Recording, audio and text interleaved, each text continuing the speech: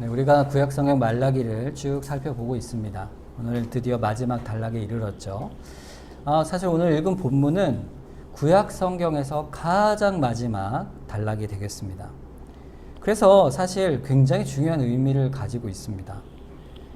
이 마지막 시대의 마지막 선지자 말라기가 이 교회에 주시는 하나님의 마지막 말씀, 그 대목을 우리가 읽은 것이죠.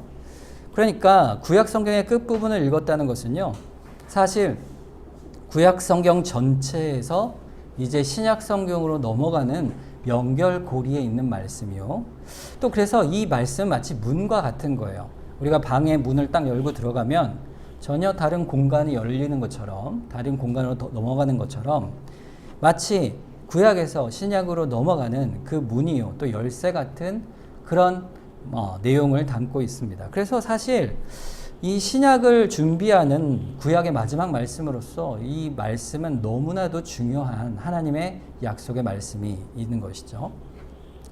하나님께서 오늘 본문에 신약을 시작하고 그 구원을 이루시는 약속을 이루어 주시기 위해서 한 가지 큰 약속을 해 주십니다. 그게 뭐냐면 오늘 본문 5절 말씀이에요. 보라, 여호와의 크고 두려운 날이 이르기 전에 내가 선지자 엘리야를 너희에게 보내겠다, 이렇게 말씀하세요. 자, 보세요. 누구를 보내겠다고 말씀하시죠? 엘리야죠. 선지자 엘리야를 너희에게 보내겠다. 이거 좀 이상한 예언의 말씀이에요. 사실 엘리야라면 오늘 본문 말씀에 있는 말라기보다 400년 전 사람입니다. 이 엘리야가 어떤 사람이죠? 바로 이스라엘이 가장 타락한 시대인 아합과 이세벨의 시대에 하나님의 뜻을 전하던 선지자였어요. 그가 죽지 않고 성경에 보면 두 사람이죠. 에녹과 이 엘리야가 하나님과 동행하다가 이 회오리 바람을 타고 하늘로 올라간 사람이 바로 이 엘리야입니다. 그런데 이 엘리야를 다시 보내시겠다니 이게 도대체 무슨 뜻일까? 이것이 오늘 본문에 나오는 우리가 살펴볼 내용의 중심에 있습니다. 이 말씀은요, 사실 오늘 본문 앞에 있는 말라기 3장 1절 말씀에 이미 하나님께서 말씀하신 말씀에 들어있어요. 그걸 반복한 거죠. 3장 1절 말씀. 만군의 여호와가 이르노라. 보라, 내가 내 사자를 보내리니 그가 내 앞에서 길을 준비할 것이요. 또 너희가 구하는 바 주가 갑자기 그의 성전에 임하시리니 곧 너희가 사모하는 바 언약의 사자가 임하실 것이다 그랬어요. 우리가 지난번에 이 말씀을 살펴봤듯이 이 언약의 사자는 누굽니까? 바로 우리 구주 예수 그리스도시죠. 하나님께서 언약하신 대로 구원을 이루실 그분이세요. 그래서 너희가 구하는 바 주가 그랬어요. 주님이라는 말은요, 하나님께만 쓰이는 말이죠. 즉 하나님께서 오시되 그의 성전에 임하시라 그랬으니까 성전의 주인 되신 주께서 이 땅에 언약의 사자로 오실 것이다 약속하고 있어요. 그런데 3장 1절 말씀에 보면 그 앞부분에 그가 오시기 전에 내가 약속을 주겠으니 누굴 보내겠다고요? 내 사자를 보내겠다 그랬어요. 어떤 사자입니까? 내 앞에 길을 준비할 그 사자. 여러분, 우리는 구약시대에 살지 않죠? 이미 신약시대에 살고 있습니다. 그렇기 때문에 이 사자가 누군지 잘 알고 있어요. 누굽니까? 이 세례 요한이죠. 세례 요한. 자, 그거를 말씀하고 있어요. 그러니까 세례 요한이 나타나면 주님께서 우리에게 오실 것이다. 이 예언을 지금 오늘 본문 5절 말씀에서 하고 있는 것이죠. 자, 그러면 그게 맞나 한번 좀 살펴보겠습니다. 이미 말라기 선지자가 오기 전에 이사야 선지자 40장 3절 말씀에 이사야 선지자를 통해서 똑같은 말씀을 예언하셨어요. 외치는 자의 소리여 이르되 너희는 광야에서 여호와의 길을 예비하라. 사막에서 우리의 하나님의 대로를 평탄하게 하라. 이렇게 예언하고 있죠.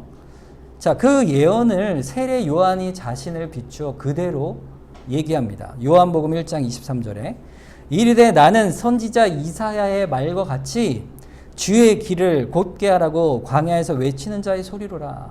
세례 요한 스스로 자신이 그 이사야 예언에 등장하는 외치는 자라, 주의 길을 예비하는 자라, 이렇게 선언을 하고 있습니다.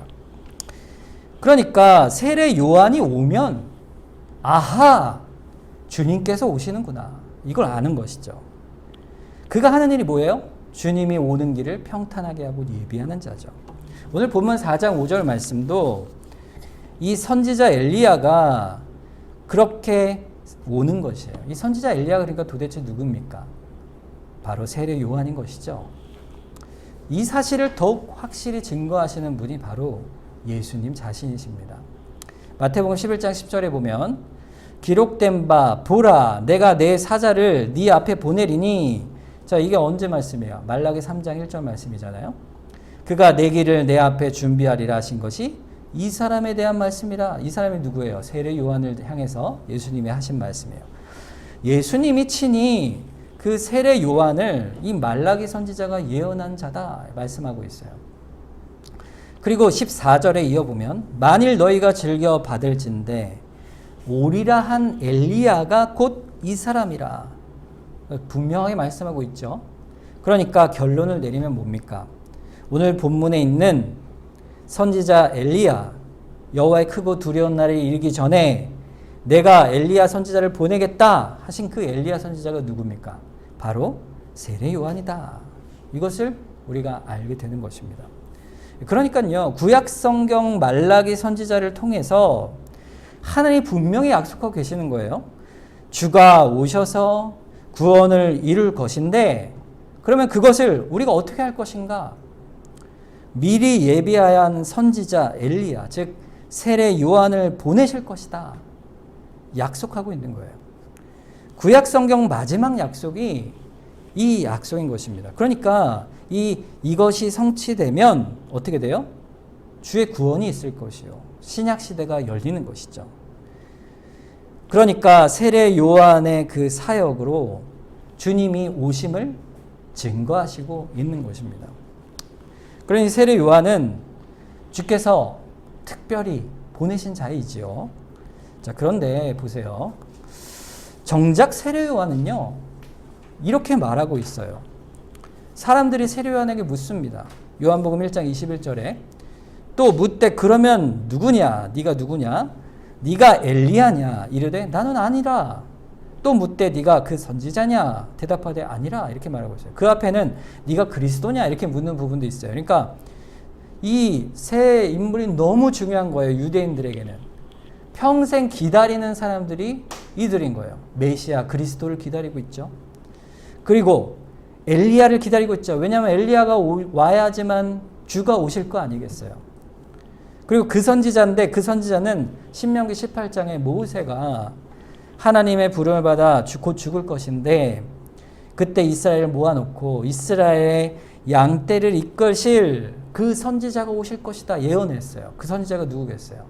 이스라엘 양떼를 이끌 주님이시죠. 그러니까 그 선지자도 결국 뭐예요? 주님이세요. 자, 그런데 엘리야 그가 너냐 물을 때에 자, 유대인들이 마음속에 어떤 마음이 있었을까요? 여러분, 그리스도가 오시면 유대인들은 그리스도가 오심으로 이스라엘의 영광이 이 땅에서 이루어질 것이다 소망을 했습니다. 그래서 그리스도가 오시면 우리가 영광스럽게 이 땅을 살아갈 것이다 이런 소망을 가지고 있었어요. 자, 그런데 실제로 그리스도께서 오셨죠.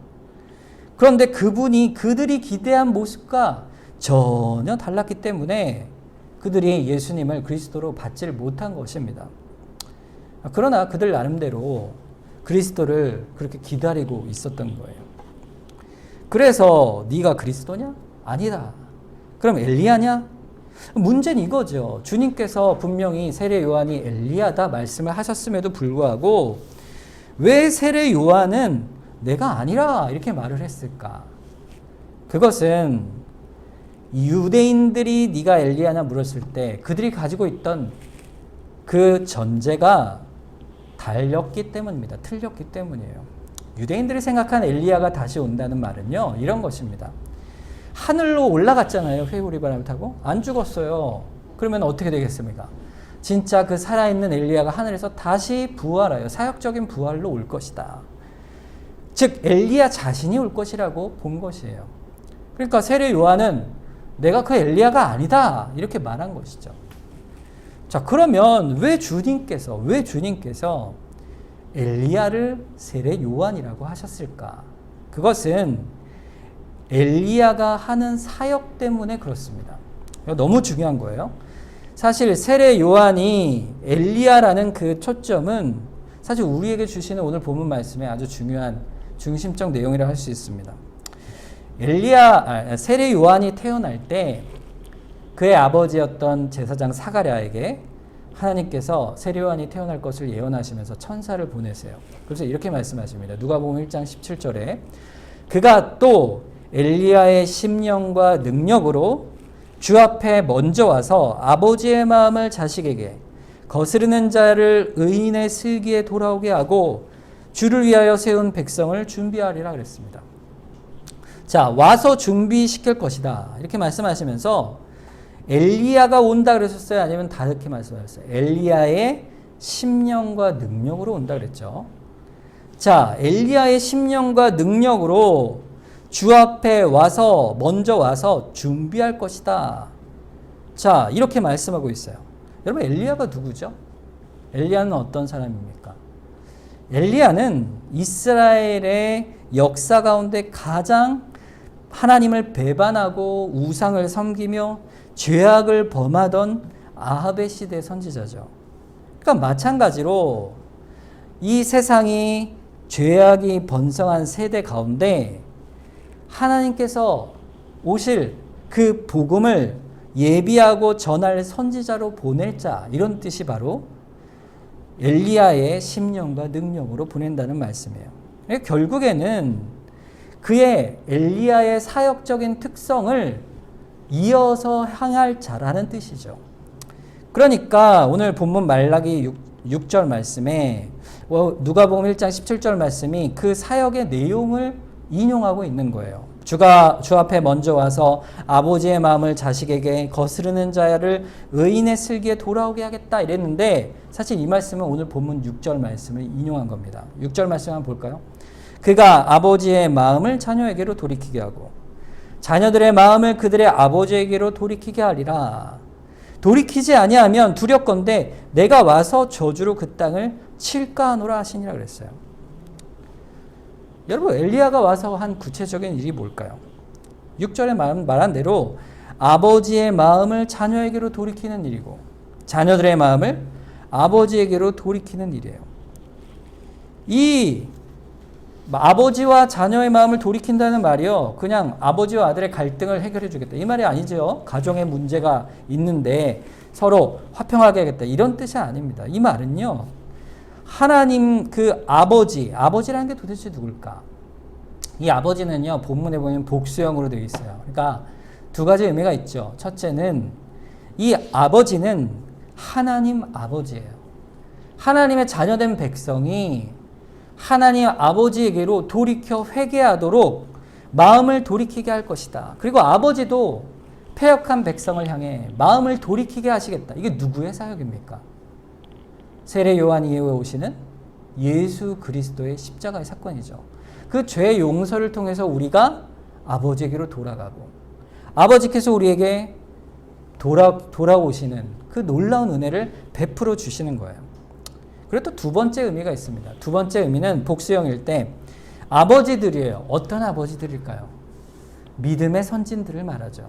우리의 믿음의 조상 아브라함처럼, 또 이삭처럼, 야곱처럼, 또 우리 교회에 있는 믿음에 먼저 된 자들, 믿음을 가진 사람들을 따라서 경건한 삶으로 바뀌어 갈 것을 말하는 거예요.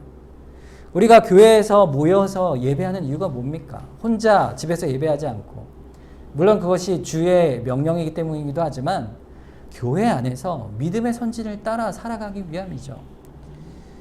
그러니까 누가복음에 다시 돌아보면 아버지의 마음을 자식에게로 이 말 뒤에 중요한 말이 붙어 있어요. 그 해석이죠. 거스르는 자를 의인의 슬기에 돌아오게 한다. 이게 해석이에요. 거스르는 자가 뭘까요? 뭘 거스를까요? 하나님 아버지의 뜻을 거스르는 거죠. 하나님을 대적하는 겁니다. 하나님을 대적하고 그 교훈에 불순종하고 악을 행하는 완악한 자들을 어떻게 돌이킨다고요? 의인의 슬기, 지혜로운 자로 돌이키는 거예요. 자, 의인의 슬기가 뭘까요? 하나님 앞에 겸손한 거예요. 교만하지 않고 겸손하여 주 앞에 엎드려 주의 말씀을 듣고 순종하고 그를 공경하되 예배하는 자가 바로 의인의 지혜인 것이죠. 그러니까 의인과 악인이 이 말씀을 듣고 두 가지 반응을 하는 거예요.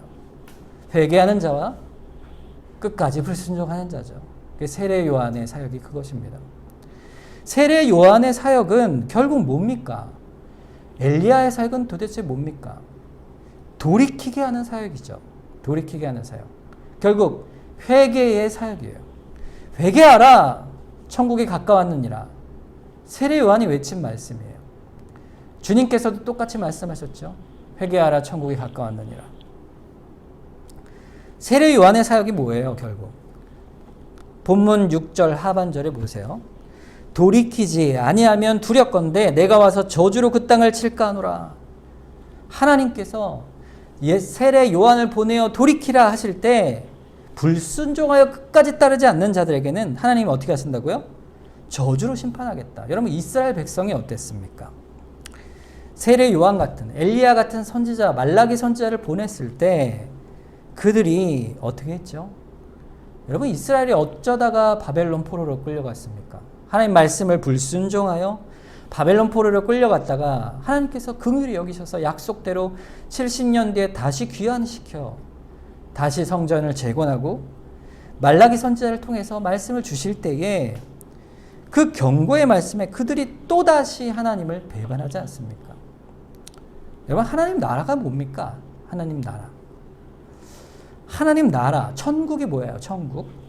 여러분, 천국이 우리가 지금 천국이 뭡니까? 하나님 나라가 뭡니까? 앞으로 갈 곳이죠. 이렇게 생각할 수 있습니다.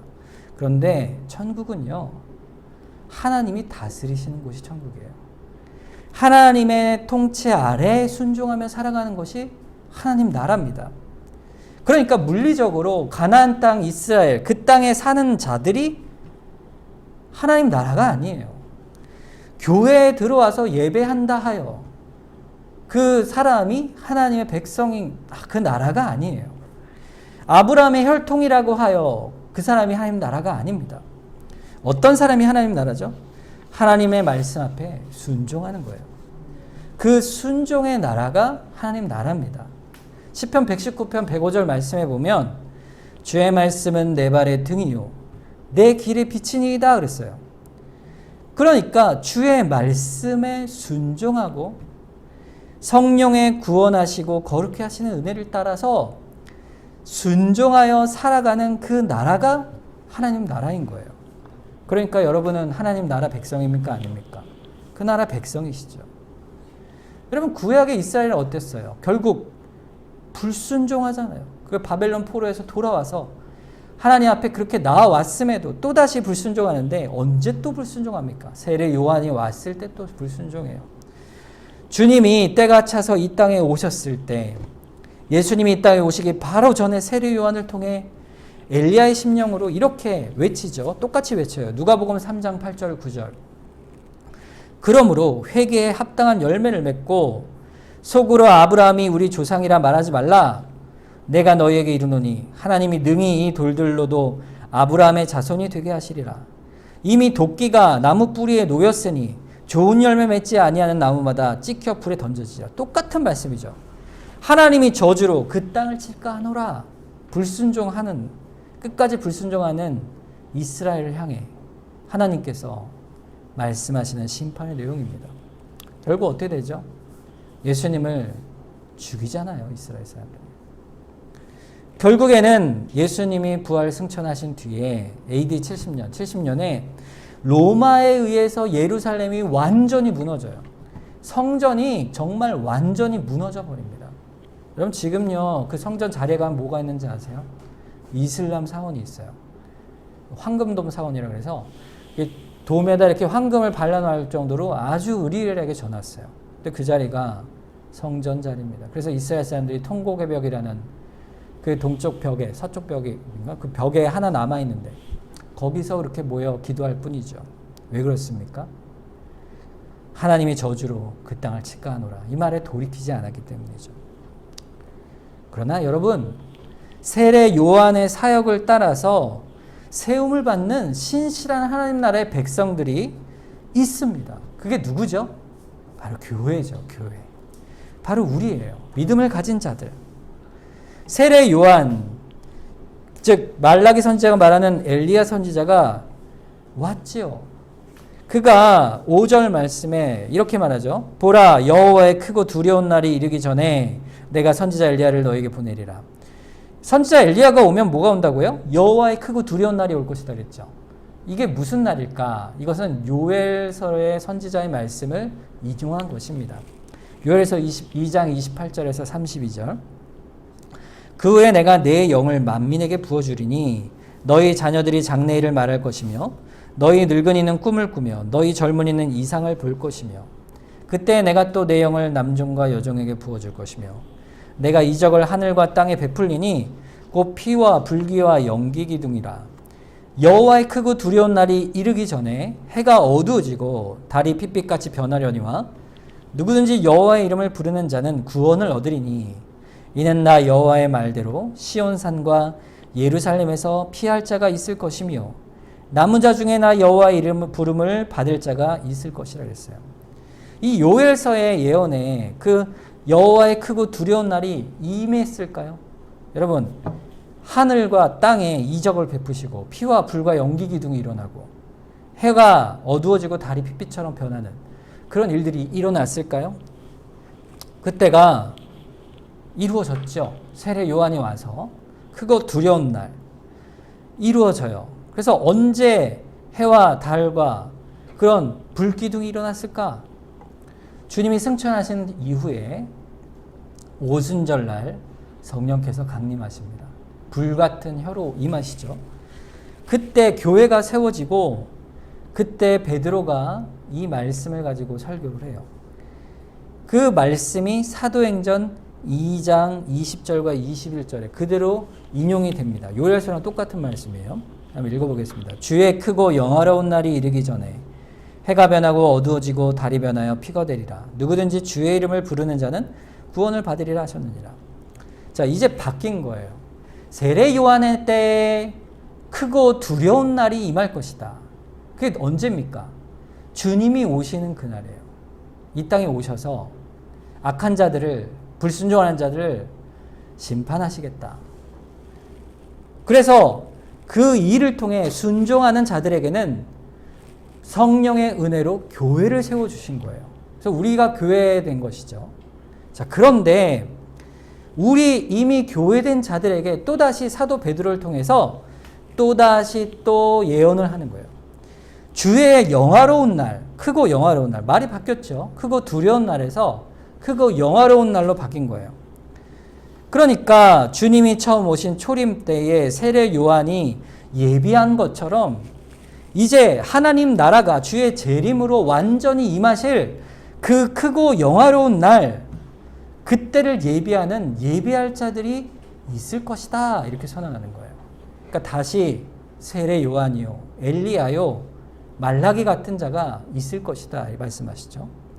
여러분, 주기도문에 보면요, 기도의 내용 중에 나라가 임하시오며 라는 내용이 있어요. 어떤 나라죠? 하나님의 나라죠.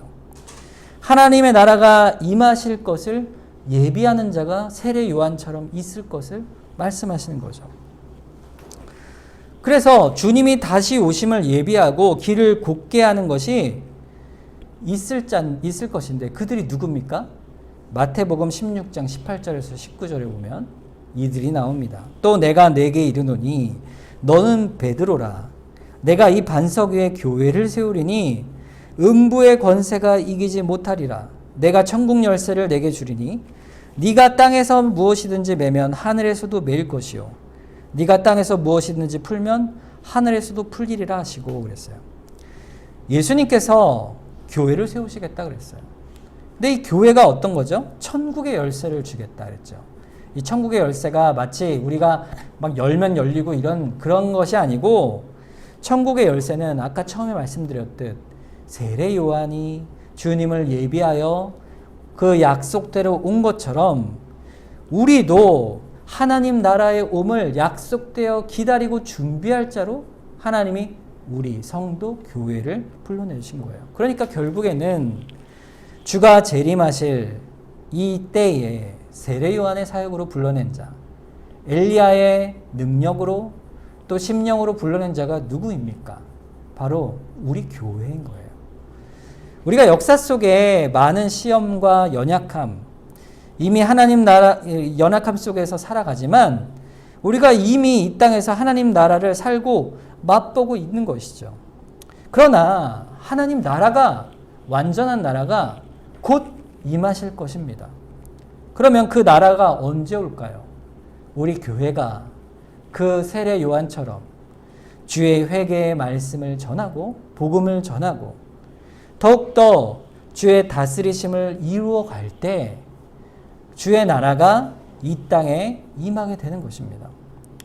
자, 그러면 세례 요한이 구약에서 신약의 복음의 열쇠인 것처럼 다리인 것처럼 교회가 우리 성도가 주가 오실 하나님 나라를 예비하고 준비하는 그러한 다리요 열쇠라면 그럼 우리가 어떻게 그 세례 요한의 사역을 준비하여 나갈 수가 있을까요? 우리가 어떻게 구체적으로 그런 사역을 이루어갈 수 있을까? 그것은요, 본문 4절 말씀에 나타납니다.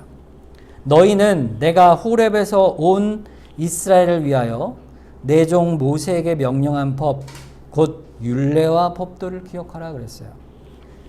하나님의 부름받은 세례 요한과 같은 교회, 하나님이 다시 오실 그 재림의 때를 준비하는 교회는요, 그 준비의 모습이 어때야 됩니까?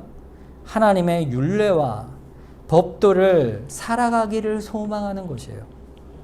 우리가 이 땅을 살아갈 때요, 교회로 산다는 것은 세상과 구별되어 하나님의 은혜 가운데 그 율례와 말씀을 순종하며 살아가는 거예요. 다시 처음으로 돌아간 거죠. 순종의 나라, 하나님의 나라를 우리가 살아가는 것이에요. 그래서 그 심령이 하나님을 향해서 하나님의 나라가 임하소서 열망하며 그 은혜의 구원을 찬송하며 노래하는, 그래서 하나님의 말씀을 사랑하고 순종하는 성도들로 세워져 가는 것입니다. 이것이 우리가 살아가는 하나님 나라를 준비하는 그러한 보냄받은 자의 모습인 것이죠. 그리고 두 번째는요, 우리 또한 회개를 선포하는 것입니다. 우리가 말씀으로 살아가게 되면 우리가 있는 자리와 우리 교회가 주의 복음과 하나님 나라를 선포하게 되는 것이죠. 회개하라, 전국이 가까웠느니라. 자, 그때 역시 똑같이 두 가지 반응이 있겠죠. 불순종으로 하나님을 거부하고 거역하는 자들, 반대로 하나님 말씀에 순종하여 나오는 자들이 있을 것입니다. 누가복음 18장 8절에 보면 내가 너희에게 이르노니 속히 그 원한을 주시리라. 그러나 인자가 올 때에 세상에서 믿음을 보겠느냐 그랬어요. 우리가 사는 시대가 그렇죠.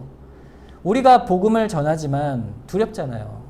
세상이 그런 믿음이 있을까? 말씀을 들을까? 우리 복음이 그들의 마음의 심령에 역사할까? 여러분, 그러나 그것은 하나님께서 이루시는 것이에요. 이것이 세례 요한처럼 이 땅에 주 오심을 기다리며 소망하는 자들을 우리 복음을 통하여 이 땅에 이루어 가게 하십니다. 여러분, 그런 자들이 교회 역사에 수없이 많이 있었어요. 교회가 그 일을 한 것이죠. 오늘날도 그러한 역사를 이루어 가는 거예요. 회개의 역사를 이루어 가는 거예요. 그래서 주가 오시는 날을 기다리는 거죠. 우리가 세례 요한처럼 주님이 약속하신 그 재림 때를 기다리는 거예요. 주 예수여 어서 오시옵소서. 하나님께 예배할 때마다 우리가 엘리야의 심령으로, 우리가 이 땅을 살아가며 복음을 전할 때마다 하나님의 나라가 임하시기를, 그 은총을 계속해서 구하는 거예요. 그래서 계속해서 주의 말씀을 통해 엘리야의 사역을 바라보며 심령을 주 앞에 내어놓고 구원의 은총을 노래하며 하나님의 말할 수 없는 은총 앞에 나아가는 것입니다.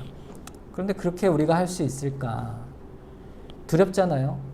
복음을 전하기 두렵고, 또 주가 오실 날이 정말 우리가 잘 예비할 수 있을까? 두렵잖아요? 그때 주님이 약속하신 거예요. 요한복음 20장 21절과 22절에 예수께서 또 이르시되 너희에게 평강이 있을지어다. 아버지께서 나를 보내신 것 같이 나도 너희를 보내노라. 이 말씀을 하시고 그들을 향하여 숨을 내쉬며 이르시되 성령을 받으라 그랬어요. 성령을 받으라. 내가 너희를 보내는데 너희에게 평강이 있을 것이다. 두려워하지 말라. 이 말이죠. 왜요? 성령을 받으라. 우리에게 누굴 주신다고요? 성령 하나님을 부어주시겠다. 우리가 이 모든 세례 요한의 사역으로 이 땅을 살아갑니다. 교회를 세워가지요. 그런데요, 우리의 힘이 아니에요. 우리 교회의 사명을 감당하는 것이요, 내가 노력하여 그것을 이루는 게 아니죠. 물론 충성되이 우리가 그 일을 해나갑니다.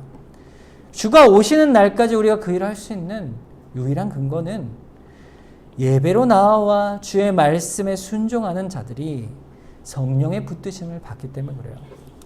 말씀이 들을 때에 좋은 말씀이네 순종하고 싶지만, 그러나 그것을 진정으로 순종하는 것은 성령께서 이 악한 세대 가운데 우리를 세례 요한으로 불러내 주시기 때문이에요. 주께서 외치는 자로, 그 말씀대로 순종하여 살아가는 자로, 그래서 이 교회가 하나가 되어 세상 속의 빛과 소금으로 보냄받은 자로 그 사명을 감당하도록 불러내 주신 것입니다. 그래서 우리가 성령 하나님을 의지할 수밖에 없는 거예요. 교회의 사명에 대해서 오늘 쭉 살펴봤는데, 세례 요한이 신약을 열어가는 열쇠가 되었듯 우리는 주의 재림과 하나님의 나라의 임함을 준비하는 열쇠로 이 땅을 살아가는 것입니다. 여러분, 이것은요, 우리의 신앙에 너무 중요한 핵심적인 우리의 생각과 판단이에요. 그걸 마음에 항상 가지고 있어야 돼요. 우리가 이 땅을 살아가는 목적이 무엇인가? 하나님의 나라를 준비하는 것이다. 주의 나라의 임함을 바라보고 소망하는 것이다. 내가 주의 부르심을 받아 보냄받은 자다. 이 사실을 기억하는 것입니다. 그것으로 우리가 말씀을 순종하고 성령의 은혜로 살아가는 것이죠. 오늘 말씀을 우리가 기억하면서 합심해서 한번 기도하길 원합니다. 하나님, 우리가 교회로 이 땅에 보냄받은 자 됨을 감사합니다. 우리가 이 땅을 살아갈 때 세례 요한처럼 주의 나라의 임함을 준비하는 자로, 주의 말씀을 순종하는 자로, 또 복음을 전하는 자로 살게 하여 주시옵소서.